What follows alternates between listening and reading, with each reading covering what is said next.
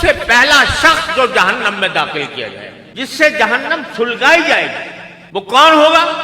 ایک عالم، ایک عالم، اور وہ یہ سمجھ کر آئے گا کہ میں تو علم کے دریا بہائے میں نے اپنی زندگی، علم پڑھا، علم پڑھایا، علم کی نشو و اشاعت کی، لیکن اللہ تبارک و تعالیٰ فرمائیں گے تو نے یہ سارا کام اس لیے کیا تھا کہ لوگ تجھے بڑا عالم سمجھیں۔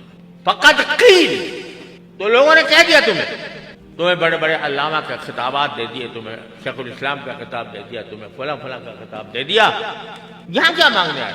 لہذا سب سے پہلا شخص جو جہنم میں داخل ہوگا، اللہ تعالیٰ ہم سب کی عبادت فرمائے، وہ ایک عالم ہے۔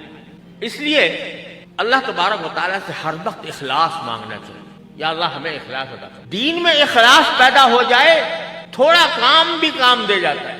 سوشل میڈیا پر سب سے قدیم اور سب سے ریلائبل برانڈ درسقرآن.com